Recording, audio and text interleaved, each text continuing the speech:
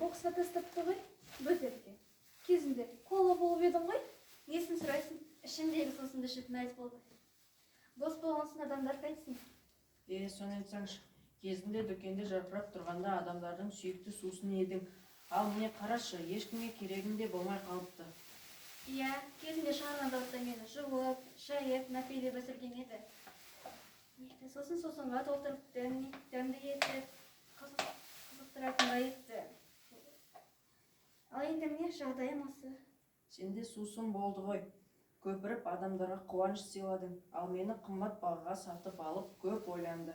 Соңында бір рет киіп тастай салды. Неге? Басқа бір адамды тура мен сияқтысы болғысы келген ғой. Онда тұрған не бар? Бірдей болғысы келмегені, ерекше болып жүремін деп ойлаған шығар. Түсінікті. Ал бізде ешқандай ерекшелігіміз жоқ. Бәріміздің түріміз бірдей. Мальчикамыз ғой. Дүкенде сөреде тұрамыз. Заттарды тасымалдауға, сақтауға арналғанбыз. Кейде ашуланып шыққандаймыз. Әңгімелеріңізді тыңдасам, бәрімізді бір рет пайдалануға сатып алған бір күнге ғана. Солай сияқты керегіміз бір-ақ күн. Енді не істейміз? Жылдар бойы бұзылмай, осы жерде қаламыз ба? Біз сияқтылар өте көп, олардың бәрі үйсіз-күйсіз жер бетінде қаңғырып жүр. Жағдайымыз осындай. Сәлеметсіз бе?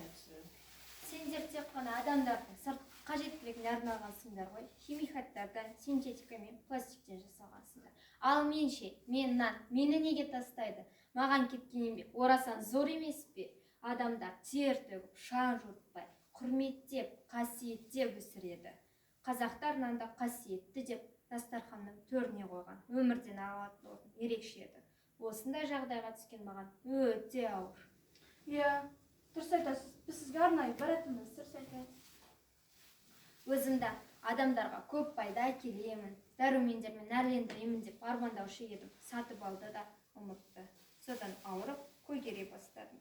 Мені адамдар емес, саңырауқұлақтар жеп бастады. Байқағаным, қазір кейбір адамдар өздеріне пайдасы жоқ, керек емес заттарды көп алады екен. Дұрыс айтасыз. Мен айтсаңшы, өте сапалы матадан тігілгенмін. Адамға ұзақ қызмет етіп, жылытушы едім, бірақ менен бас тартты. Ал біз қанша жыл жерге жатсақ та бұзылмаймыз, ерімейміз. Бізді тіпті саңырауқұлақтар да жемейді. Жаңбыр болсын, қар жаусын, суық жел болсын, ыстыққа да, суыққа да қарамастан біз өз кейпімізді сақтап қаламыз.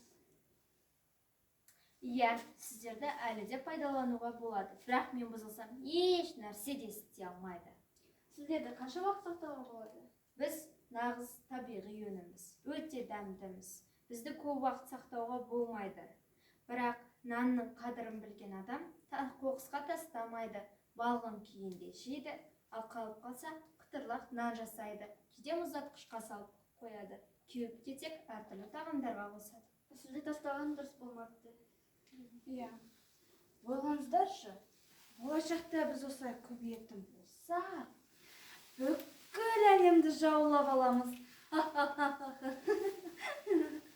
Жаңа өміріміз болса ғой шіркін. Тағы да жайнап ішім толса ғой. Мақсатымызды орындап қалсақ. Бәріміз адамдардың сыртқы қажеттілігіне арналғанбыз ғой. Қатты көңілдеріңізді түсірмеңіздер. Қайта жақсы емес пе? Рахаттанып, ұшып, жүре бермеңіздер. Өз еркіміз өзімізде.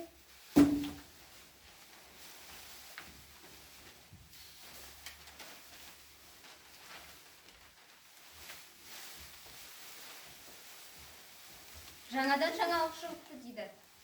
Қазіргі кезде жаңа технологияларды іске қосып, үлкен жетістіктерге жетіп жатырмыз. Соның ішінде тұрмыстық қоқыстарды қайта өңдеу жұмыстары жүргізілуде. Әр қалада алда арнайы автоматтандырылған қоқыс жәшіктері қойылады. Оларға қоқыс түрлері сұрыпталып тасталады да қайта өңделеді. Өте керемет. Өте қандай жақсы жаңалық. Бізді де ұмытпаған екен.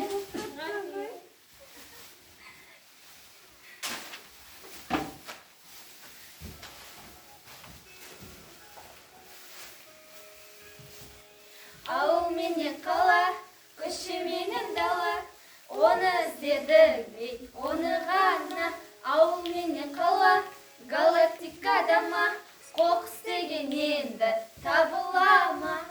Жоқ қой, таба алмадым оны, жоқ қой, іздемеймін енді, жоқ қой, бар болсаң қайдасың, әлем енді таза. Алматыда жоқ, Аягөзде жоқ, қоқыс тасталмайды, ластанбайды. Семейде де жоқ, Өскеменде жоқ, енді әлем таза болады ғой.